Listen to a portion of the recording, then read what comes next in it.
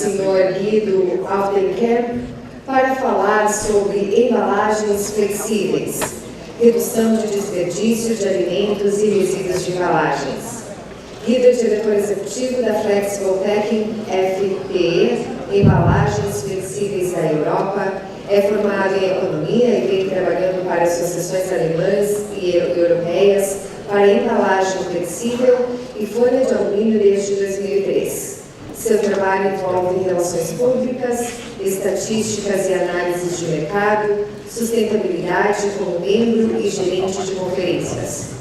Membros da FPE fabricam todos os tipos de embalagens flexíveis, incluindo bolsas, sachês, embalagens de líquidos, confeitaria e aplicações de embalagens farmacêuticas e muito mais.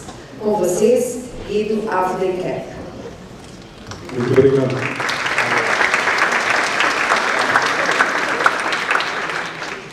Primeiro, eu gostaria de agradecer ao Sr. Schmidt e ao seu time pela organização excelente aqui desse segundo Congresso Brasileiro do Plástico.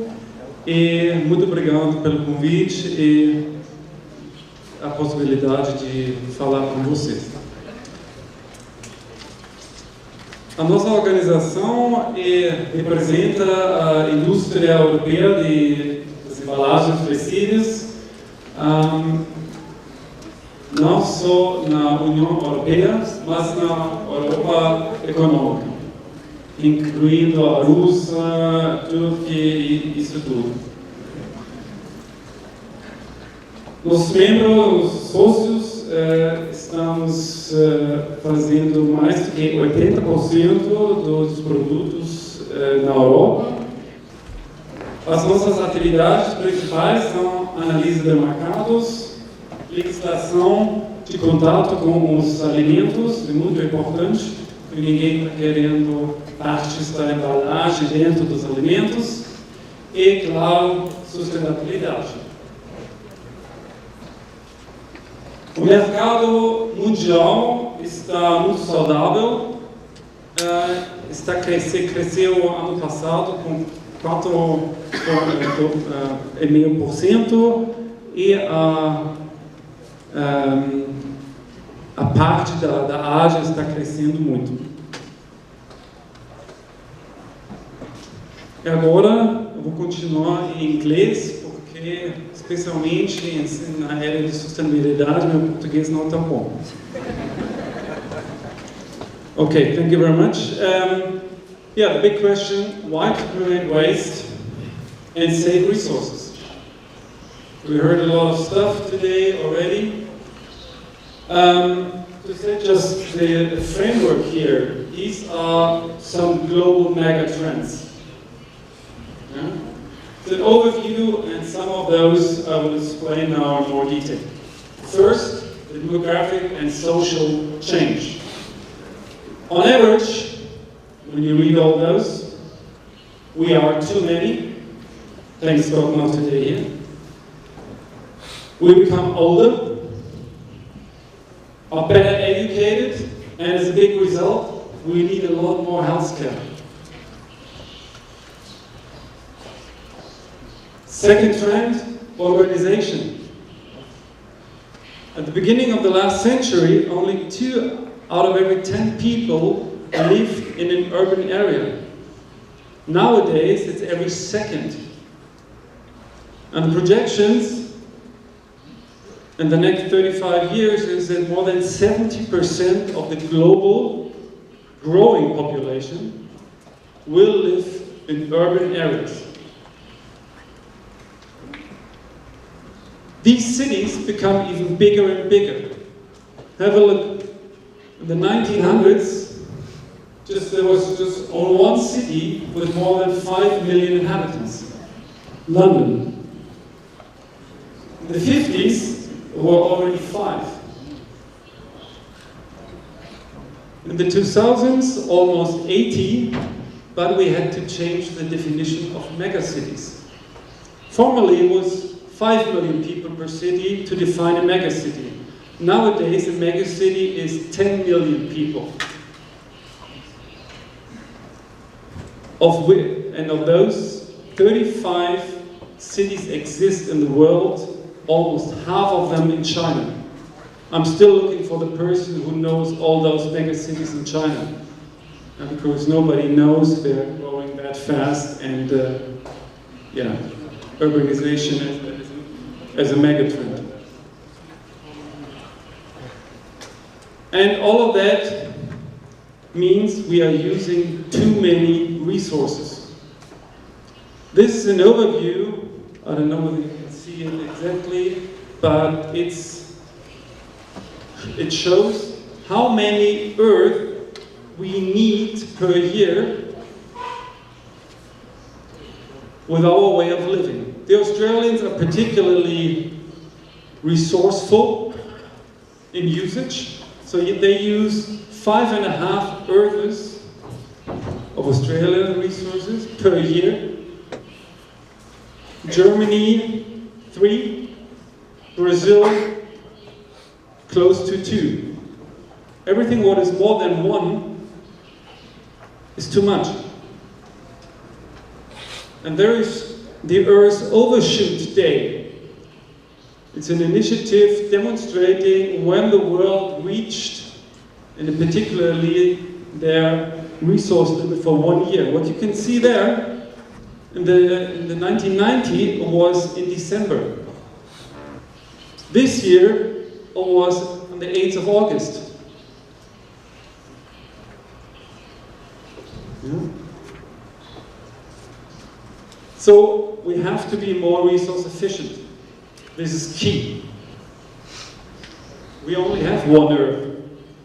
It takes a long while until we fly to the moon or Mars or live there to have more resources, if that is even possible. But what does that resource efficiency mean for a product?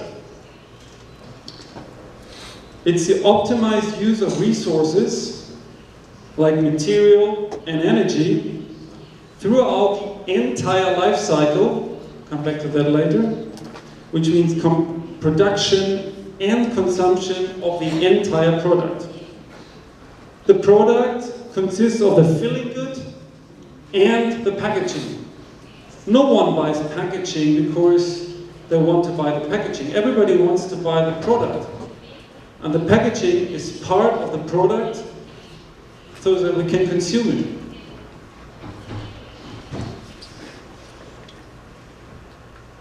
A little bit of education here and insight. I'm going to show you more detail in a second.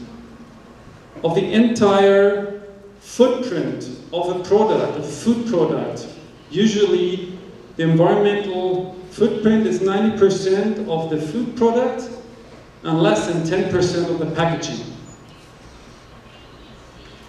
And we conducted several life cycle analysis. This is a scientific view with peer review, etc., ISO certified, of various food products.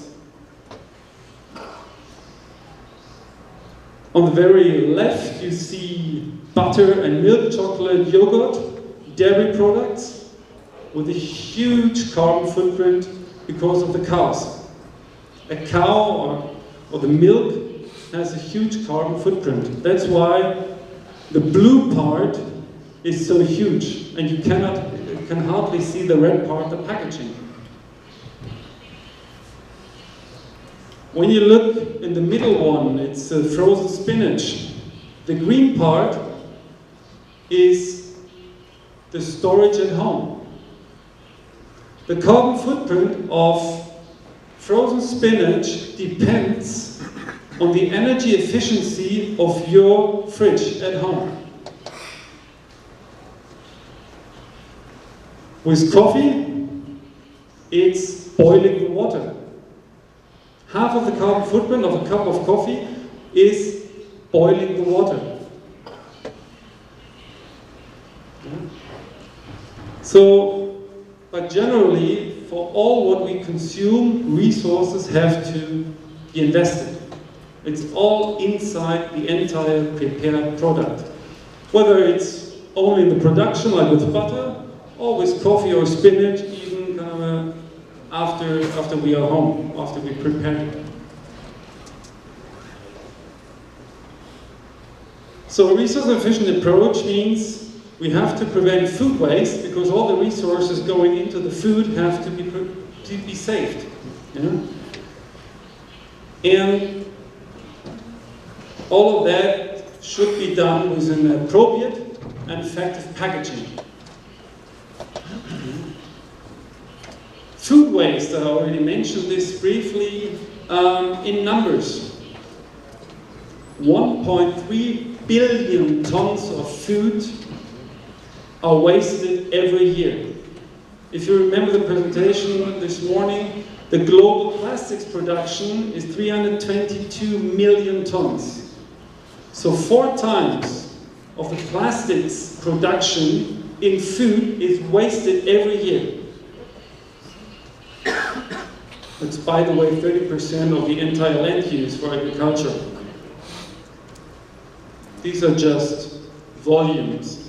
In terms of carbon, food waste would be the 3rd largest contributor after the US and China, if there would be a country.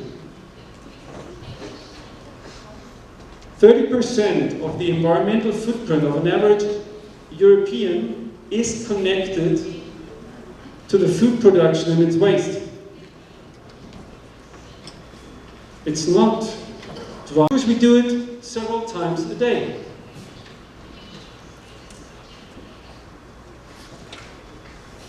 Talking about economics, it's also a huge impact. $750 billion per year are wasted. That's more than the GDP of Switzerland. Or I calculated that. And by the way, food waste also causes environmental problems. Not just the resources going into the food, but also the disposal.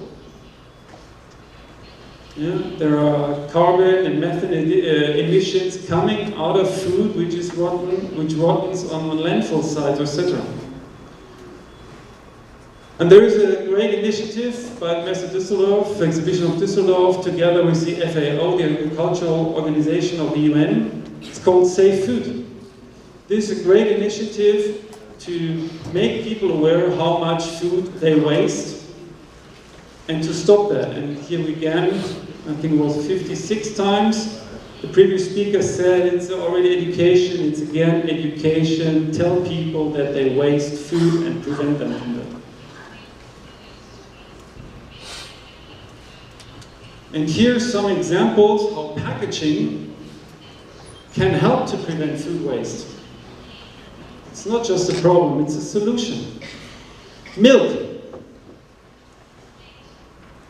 This beverage carton weighs only 28 grams, but protects 1 liter of milk, of a dairy product with a huge carbon footprint, to become waste. It can be transported and stored for several months without cooling it. In China, for example, the big dairy production is in the northwest. But the people live in the southeast, in between more than 2,000 kilometers of bad roads.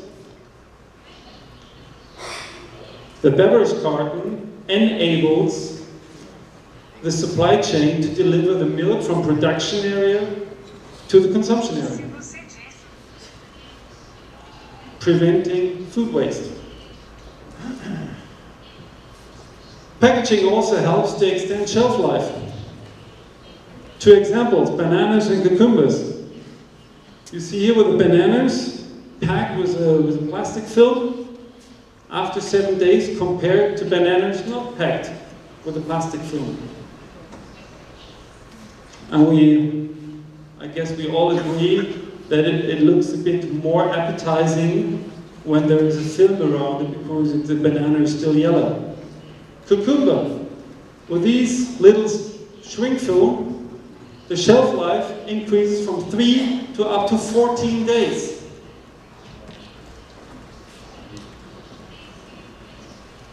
Extending the shelf life of a product is just increasing the possibility of consumption.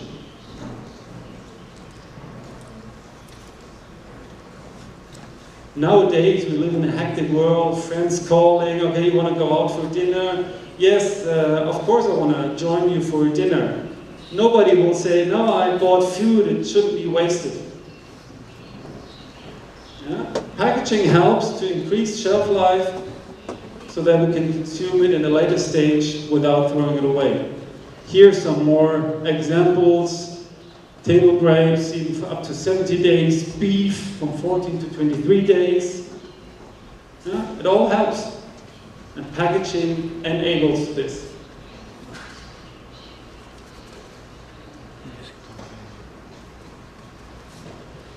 %90 of the US shoppers believe that packaging waste is more harmful to the environment than food waste. People are absolutely unaware of the problem of food waste.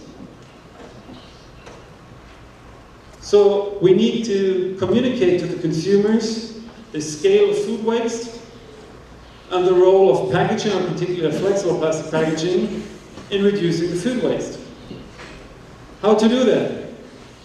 The evolution, I call that the evolution of packaging functions. First of all, packaging has to be effective, do its job. Then it should be efficient, in the best case resource efficient, and in the ultimate way responsible.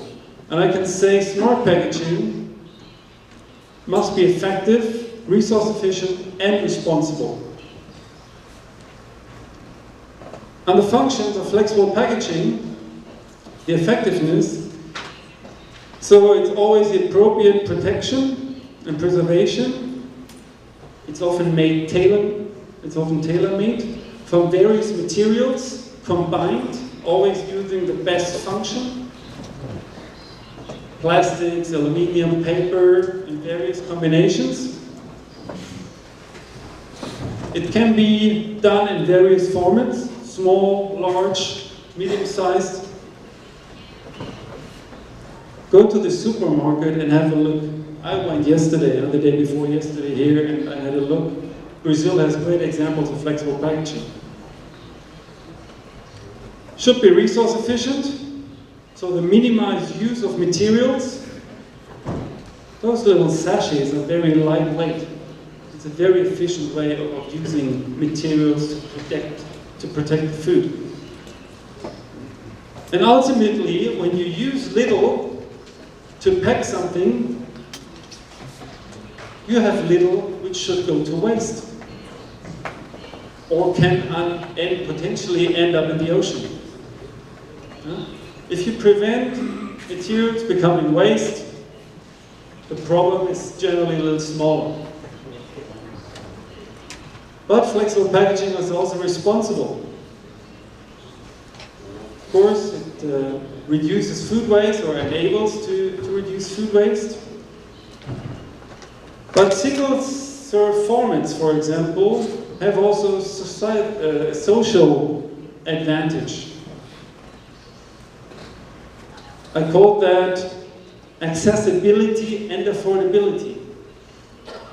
Poor people don't care if the shampoo bottle has 20% more on promotion. They cannot afford a shampoo bottle. But they can afford a little portion of one dose of shampoo or a soup cube with the good nutrition. And this they can, because they buy it only on a daily basis. That is in particular important in African and in Asian countries. So more hygiene, better nutrition by portion packaging.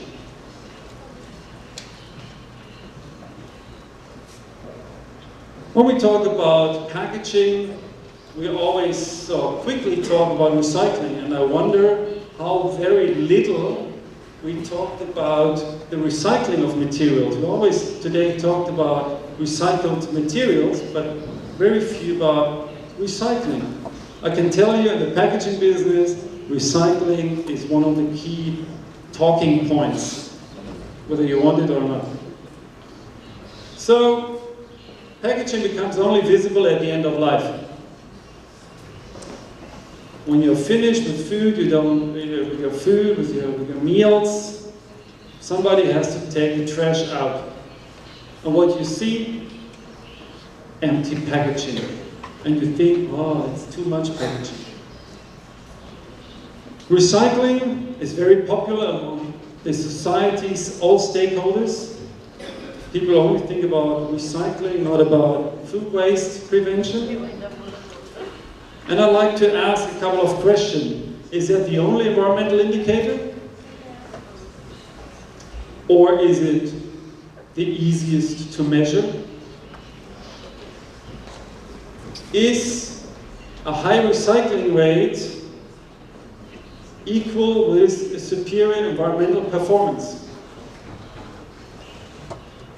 And I have a question to you. Which packaging is more resource efficient? There is a non-flexible pack, maybe a metal can weighing 50 grams with a recycling rate of 80%. Or a flexible pack with the same functionality, weighing 5 grams and 0% recycling. So who is in favor of 80% recycling? It's a rhetorical question. The loss of material in the first case is 10 grams versus 5 grams in the second case.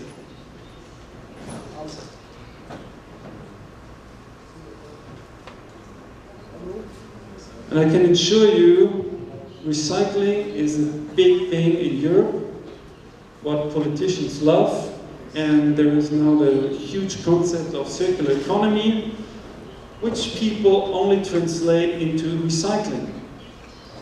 And we conducted a scientific study looking at two extreme scenarios.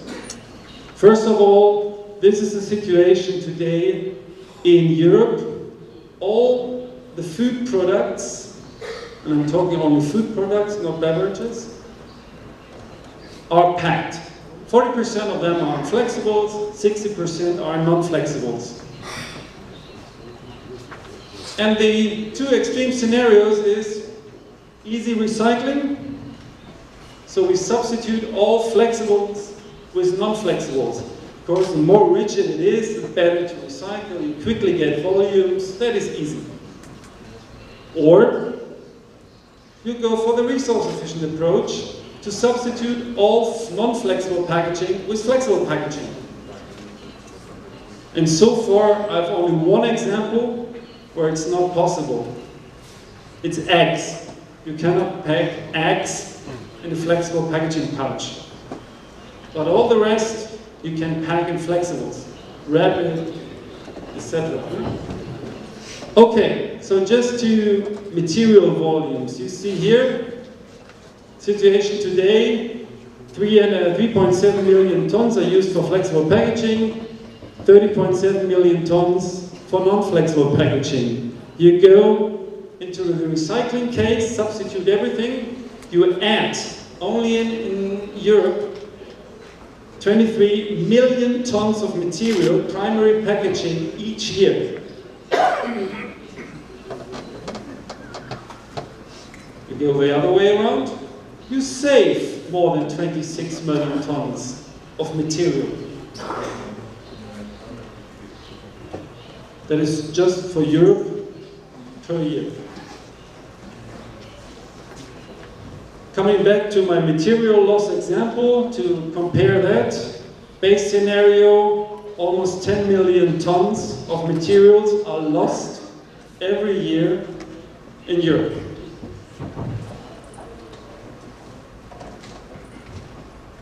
The recycling scenario increases the losses of material, and just looking at the material volumes, the resource-efficient approach with flexible packaging is the best scenario, obviously.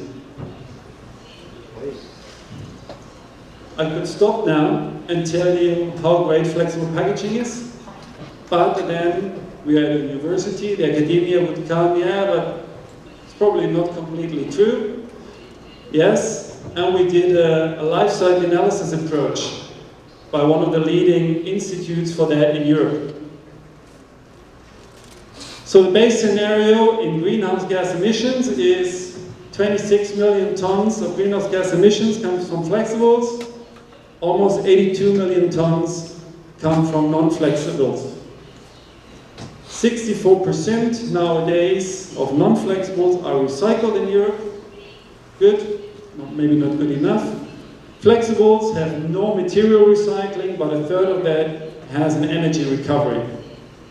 So it's incineration and using the energy for something else as a resource. Yeah? Okay, we now optimize it and go from 64% recycling of the non-flexibles to 100% recycling. 100% recycling is ideal, but let's see. And we reduce greenhouse gas emissions by 12.5%. Very good. Now we go to the second step.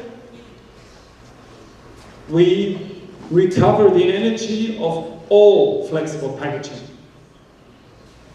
And you see already marginal optimization. Now we're coming back to the base of the first scenario, easy to recycle. 100% recycling, but overall emissions increased by 5.5%.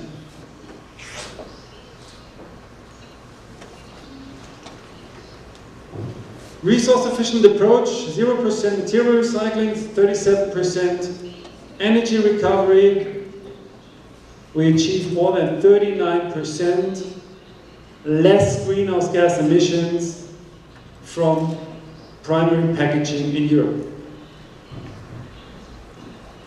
Or 40% if we even have 100% energy recovery. And 40% is always better than this increase of 5.5%. And to summarize this, 26 million tons of material prevention. This is 1 million truckloads or even more. I calculated the row of trucks, and that is a row of trucks from Germany until Sydney, Australia. We talked about this 42 million tons less greenhouse gas emissions. That is almost 1% of all greenhouse gas emissions caused by the European Union per year. Just with primary packaging or changing primary packaging. That is the theoretical potential. When you talk about water, the Olympics just have been in Rio. This would be a saving of 110,000 Olympic-sized swimming pools. If the man here cannot imagine that, I can tell you that's equal to 7 times of the annual beer production in Europe.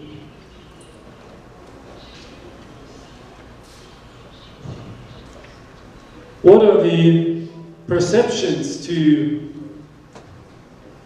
recycle flexible packaging? It's difficult to get certain volumes. Yeah, of course, it's easier to collect beverage cans or glass bottles because you immediately have a truckload full of them. But flexible packaging, 5 gram, 2 gram, 7 gram, until you have a truck load to recycle it, it takes a while. Yes. Seems not to be very attractive to recycle flexible packaging, especially the multi-material packaging. You have to separate it or deal otherwise with the packaging types. And people say it has no economic value. These are the perceptions. But there are many technologies out there which enables the recycling of flexible packaging. Pyrolysis, either pyrolysis normal or with microwave technology. You have, with a batch process, you can separate the various layers of flexible packaging. And I'm also not talking about plastic, aluminium, paper, only of that, but there are also flexible packagings consisting of various types of plastics. These also have to be separated.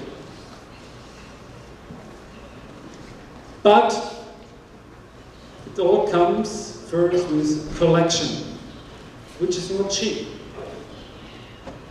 Here are some numbers for Germany. We do it in Germany since the early 90s. More than 20 billion euros were invested in the infrastructure so far to collect packaging. And the operational costs are about €1 billion per year. Fortunately, there is this domino material principle in Europe, where you have the majority of the packaging, when it's plastic, it should go into the plastic route, and vice versa. Here are the recycling rates. As I said, 64% of all packaging, plastics 35%, metal 72%, paper and cardboard 84% recycling. This is not enough in Europe. We want to have more, and so there are new proposals in the circular economy package proposed by the European Commission currently, which go way beyond what is happening today.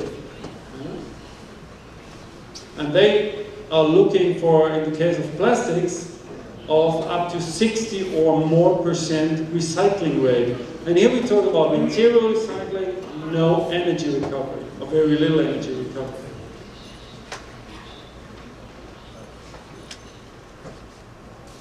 Consumers' perceptions. We as a consumer do not want more packaging. We acknowledge that we need to reduce the climate impact. Wasting food is bad, but me personally, I don't throw food away.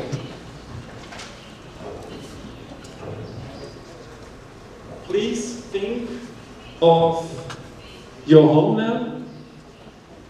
And I thought I have two examples here. Rice and noodles are usually prepared in too much volumes. Of course, it's cheap and you don't want to run out of rice. Yeah? Seems cheap, is okay. If you have too much, you throw it away. But think about all the resources you invested in those rice portions or noodles.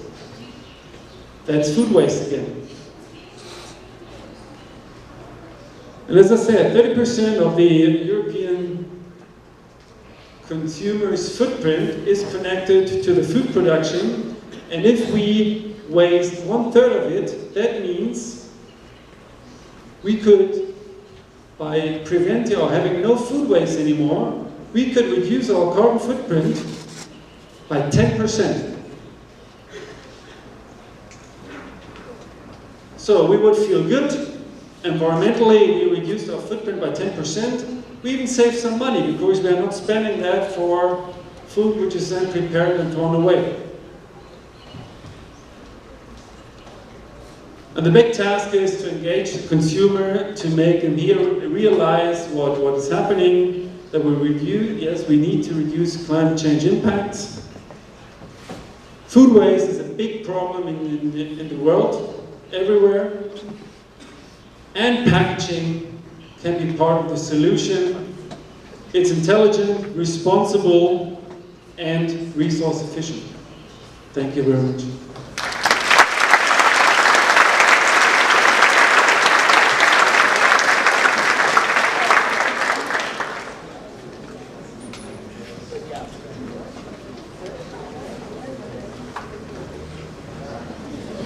And to summarize all of those arguments, we're going to show now a little animation. For those of you who have been here last time, they might know it, but it's always good to refresh education. And please think about our Mr. Coffee Bean prior to the coffee break.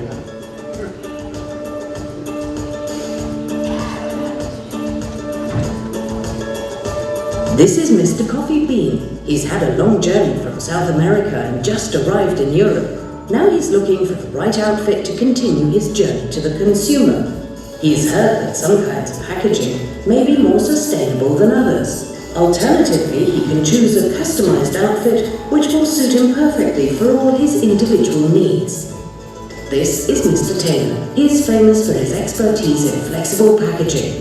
His many clients love his multi-material approach, which allows for custom-designed outfits which are efficient, minimalist, and meet all the individual's special needs. Mr. Taylor makes clothes with the perfect product-to-pack ratio, keeping in mind not only its effectiveness, but also its efficiency. While some packaging may seem like an effective solution, its product-to-pack ratio is seldom as resource-efficient as flexible pack, even with high recycling rates. Mr. Taylor has a motto.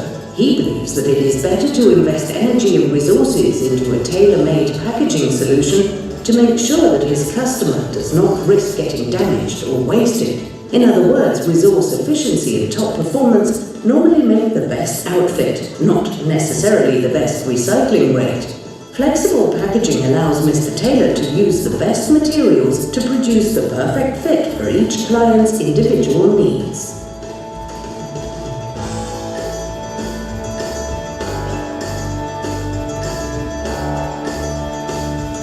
Seeding, watering, fertilizing, transport by the road, and across the oceans. And finally, roasting. By the time you stepped into my studio, more than half of the energy and resources you need for your entire life have already been invested. But what about the remaining energy and resource use? Where are they consumed? Let's go and see for ourselves. Weather can be very stressful when one is on the road, and since the journey to the consumer is a long one, we had better make sure Mr. Bean travels well protected. This way, the coffee beans will arrive still having all their aroma and flavour. But it's not only the weather that can make or break a long trip.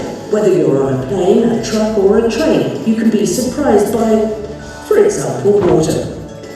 It's smart to be prepared for all of life's many eventualities. Flexible packaging gives smart protection from different types of expected and unexpected influences by functioning as an appropriate barrier if and when it is needed. Another advantage of flexible packaging is that it is efficient to transport and store. This way, there is more space so that your friends can take the ride with you.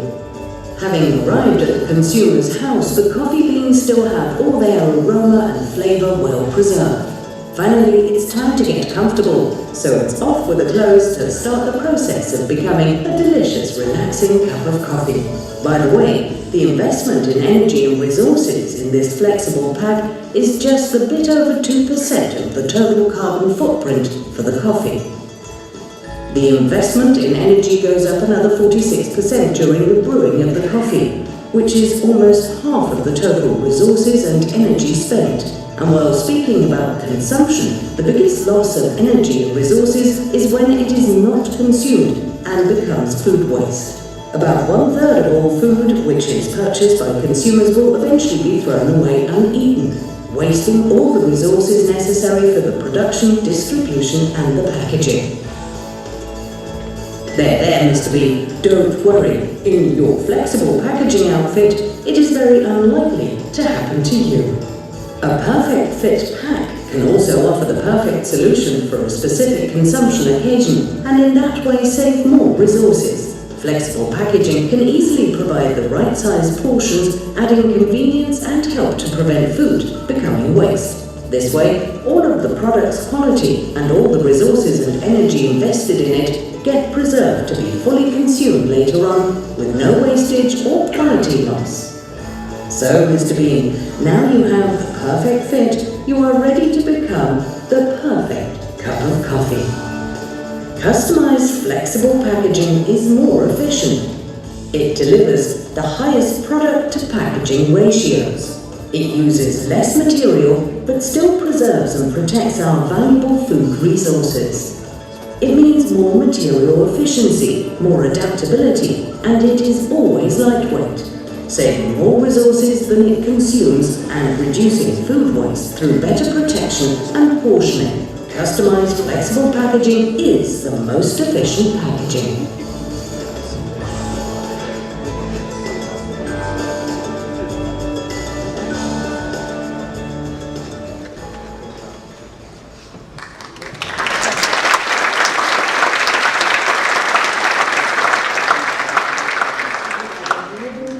Chamo ao palco o senhor Alfredo Schmidt, presidente deste congresso, para entrega de uma placa ao palestrante.